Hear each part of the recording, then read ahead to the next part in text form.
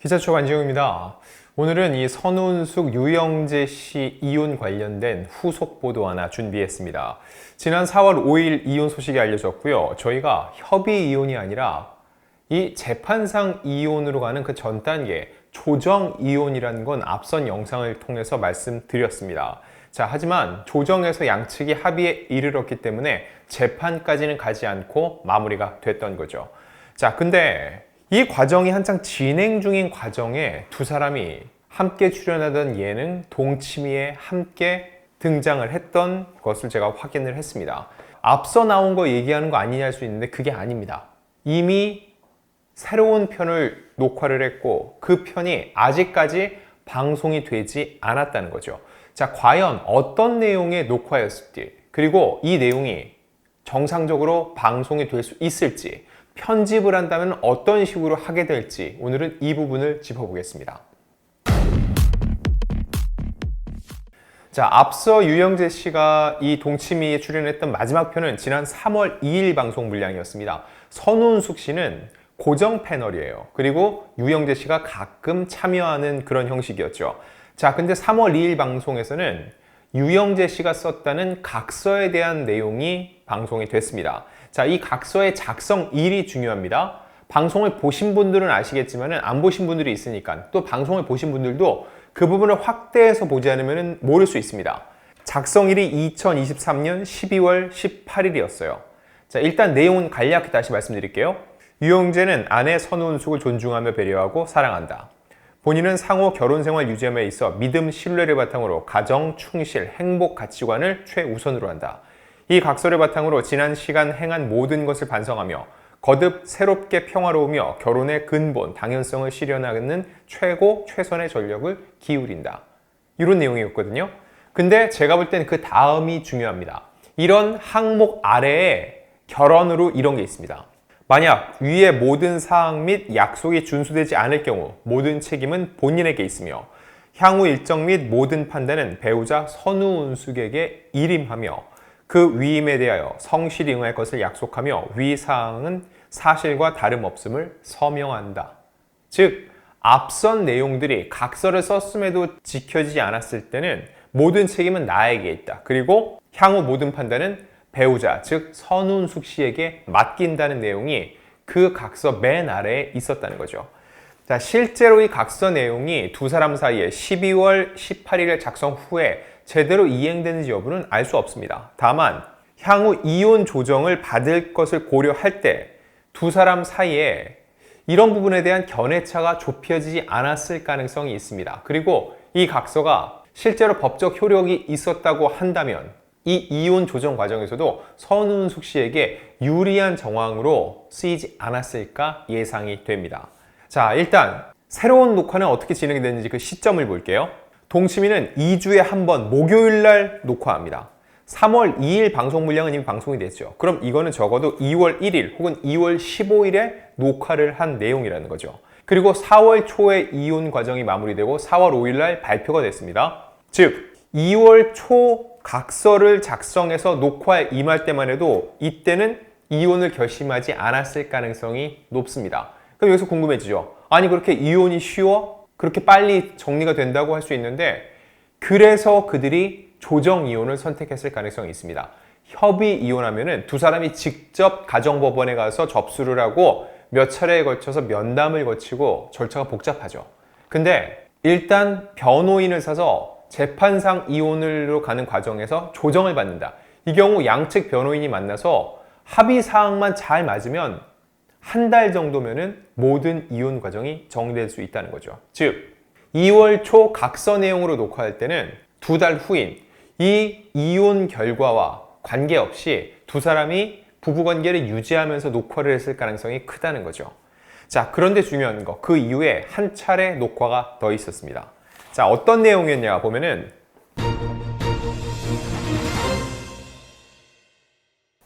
3월 14일 녹화에 유영재 씨가 참여를 했습니다. 이때는 유영재 씨 위에 전 프로야구 선수죠. 윤성민 씨가 나왔고, 두 사람이 배우 장광 선생의 집을 찾아가 세 사람이 살림을 하고 배우는 내용이 담기는 컨셉이었죠. 이는 VCR로 촬영이 돼서 이게 스튜디오 녹화할 때 틀어주는 형식이었다는 거죠. 자, 그렇다면 선우은숙 씨는요? 선우은숙 씨를 비롯해 여기에 출연했던 이 남성들의 아내들이 스튜디오 녹화를 촬영하면서 세 남자가 살림을 하고 배워가는 모습을 보면서 대화를 나누는 컨셉. 자, 이거는 일반적으로 요즘 많이 하죠. 관찰 예능이 다 그렇잖아요. 그들이 평소에 살아가는 모습을 다 VCR로 담아서 와서 현장에서 틉니다. 그러면은 거기 앉아있는 패널들이 그걸 바라보면서 코멘트를 하나씩 하는 거. 나 혼자 산다, 전지적 3개월 시점, 다 이런 식의 프로그램이죠. 자, 근데 제가 왜 이 영상을 찍느냐, 무엇이 이게 왜 그랬지 석연치 않을까 놓고 보면 3월 14일이면 이혼이 성립되기 불과 보름 전입니다. 그럼 이 시기에는 이미 양측의 변호인, 대리인을 통해서 이혼 조정 과정을 거치고 있었을 가능성이 매우 높죠. 자, 물론 이 VCR 녹화는 스튜디오 녹화보다 먼저 진행이 됩니다. 왜냐하면 먼저 진행돼서 VCR이 있어야지 그 내용을 보면서 스튜디오에서 대화를 나누니까요.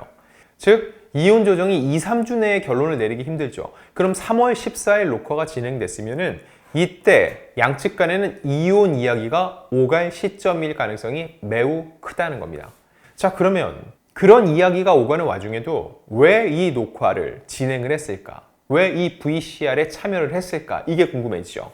혹시 그때만 해도 서로가 이혼을 하자, 확정적인 마음은 먹기 전이었던 거 아닐까? 확신은 없었던 것이 아닐까라는 생각이 듭니다. 그리고 조정 과정이라는 게 결국은 이혼으로 가는 과정이지만 이혼의 합의를 보기 전까지는 아직은 부부잖아요. 두 사람이 그 안에서 절충안을 찾다가 다시 봉합되는 경우도 충분히 있다는 거죠. 누가 그랬죠? 앞서 황정음 씨가 그랬습니다. 황정음 씨가 최근 다시 이혼 소송을 밟기 전에 몇 해 전 이런 조정 과정을 거치다가 결국은 다시 봉합돼서 둘째를 출산한 일도 있었습니다. 정리를 해볼게요. 조정을 했죠. 즉 협의혼은 아니라는 겁니다. 그런데 이혼 발표 전까지는 두 사람이 이런 조정 과정을 밟고 있다는 걸 전혀 몰랐죠. 왜냐? 대리인을 썼으니까요. 만약 그 중간에 두 사람이 서로의 마음에 안 드는 점을 다 봉합하고 원만하게 관계가 회복된다면 다시 봉합하고 원래 아무렇지도 않았던 듯이 대중 앞에 서면 됩니다. 부부관계는 두 사람의 일이기 때문에 대중이 알 필요도 없고 알 수도 없죠. 즉, 잘 봉합이 됐다면 이 방송은 두 사람 사이에 아무런 문제 없이 그냥 전파를 탔겠죠. 하지만 결과적으로 두 사람은 이혼 조정에 이르렀고 지금은 남남이 됐습니다. 그렇다면 남편으로 출연한 유영재 씨가 살림을 하는 모습을 보고 선우은숙 씨는 코멘트를 했을 거라는 거죠. 과연 이 방송은 어떻게 나갈 수 있을까요? 일단 이 편 아직 방송이 안 됐습니다. 그런데 일단 방송이 가능할지는 궁금합니다. 제작진이 제일 힘들 거예요. 제작진 입장에서는 이 모든 걸 다 진행을 해놨는데 개인사잖아요. 이게 무슨 범법행위도 아니기 때문에 직접적으로 문제를 삼을 수 없지만 소갈이를 할 수밖에 없다는 거죠. 자, 이혼한 상황에서 선우은숙 씨가 이제는 전 남편인 유영재 씨의 영상을 보면서 어떤 코멘트를 하는 거, 이거는 부적절하고 또 굉장히 시청자 입장에서 부담스러울 수 있다는 거죠. 그럼 방송 분량을 폐기하면 되는 거 아니냐 할 수 있는데 이거 그렇게 쉬운 거 아닙니다. 왜냐면 그 녹화에 참여했던 수많은 연예인 그리고 방송 스태프들이 있죠. 한회 제작비를 통째로 날리는 거예요. 제작비는 통상적으로 여러 가지 협찬이 될 수도 있고 그 방송을 팔면서 광고를 붙일 수도 있죠. 근데 방송 한 회를 폐기시킨다는 건 그 스텝 비용과 출연료와 모든 제작비가 공중 분해된다는 의미입니다.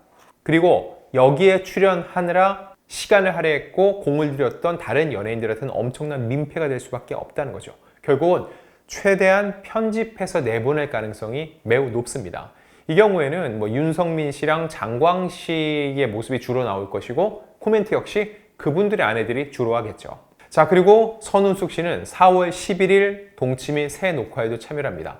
선우은숙 씨는 고정 패널이에요. 일회성 게스트가 아니라는 거죠. 이 프로그램 안에서 차지하는 비중도 상당합니다. 여기서 과연 유영재 씨와 관련된 이야기를 할까? 저는 직접적으로 하지 않을 것으로 보고 있습니다.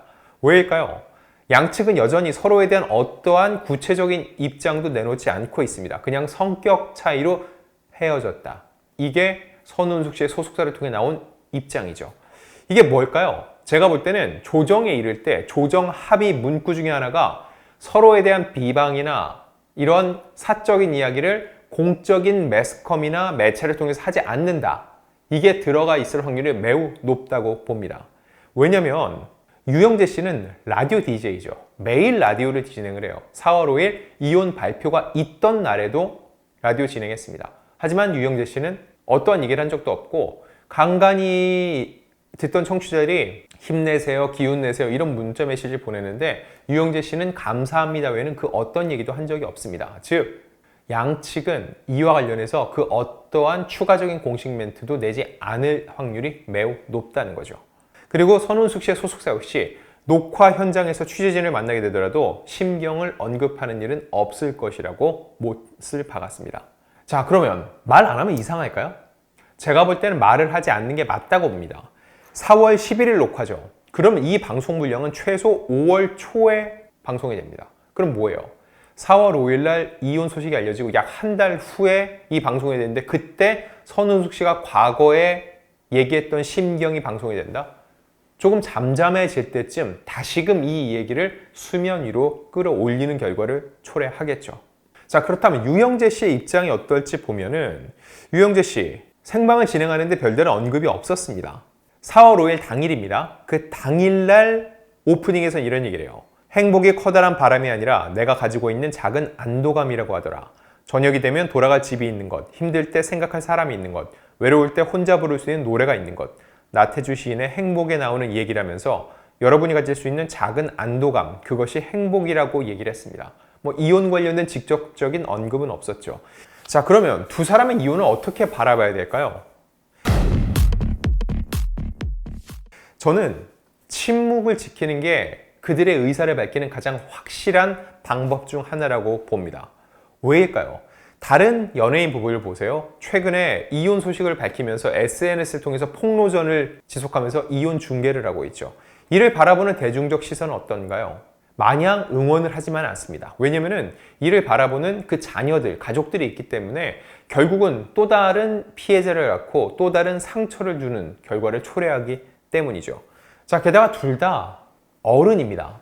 그냥 어른도 아니고 황혼 결혼을 했어요.